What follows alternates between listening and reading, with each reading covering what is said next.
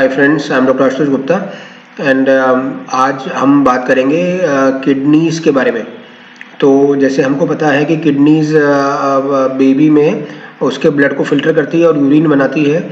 तो वो यूरिन थोड़ी देर के लिए वो अपने पास भी रखती है, जिसको रीनल पेल्विस बोलते हैं।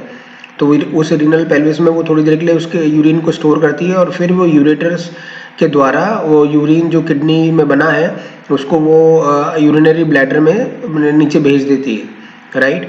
सो मीनिंग देयर बाय दैट जो रीनल पेल्विस है उसका जो डायमीटर है एंटीरियर पोस्टीरियर एरिया में जो डायमीटर है वो तकरीबन 4 मिलीमीटर होना चाहिए एट मैक्स एट 20 वीक्स, और 7 मिलीमीटर 28 हफ्ते में, और 10 मिलीमीटर एट 38 वीक्स, राइट। ये एक नॉर्मल सी बात है। तो आज हम बात करने वाले हैं एक्स्ट्रा रीनल पेल्विस के बारे में, राइट।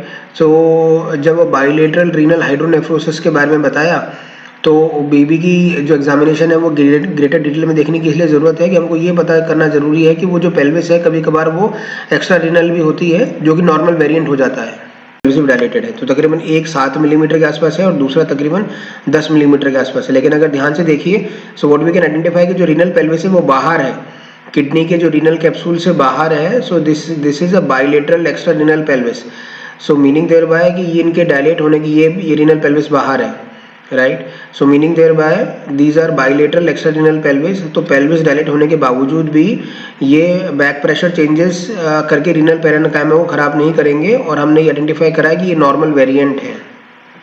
किडनीज में रीनल पिरामिड भी होती है और ब्लड फ्लो भी आती है, और वो एक कैप्सूल के द्वारा कवर्ड होती है, जिसको रीनल कैप्सूल बोलते हैं। तो रीनल पेल्विस जिसमें यूरिन इकट्ठा होता है, अगर उसको धीरे धीरे स्नैशने ग्रेजुअली अगर उसको आप डायलेट करिएगा तो व्हाट हैपन्स इज दिस कि वो बैक प्रेशर की वजह से जो रीनल पेरेन्काइमा जो फिल्टरिंग यूनिट है किडनीज की, उसमें खराबी होने की शुरुआत हो जाती है।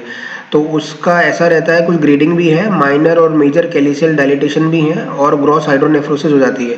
लेकिन रीनल पेल्विस अगर किडनी के कैप्सूल के बाहर है तो अगर वो डायलेट होती भी है तो भी बैक प्रेशर की वजह से रीनल पेरेन्काइमा पे बैक प्रेशर चेंजेस नहीं आते हैं, एंड बेबी को कोई बहुत ज़्यादा परेशानी नहीं होती है एंटीनेटली, और हम इसको नॉर्मल वेरिएंट ही मानते हैं, विच doesn't needs that much of concern to get worried of, and this is regarded as a normal variant. Definitely the baby after the birth or postnatal baby would need some workup regarding this external pelvis, right.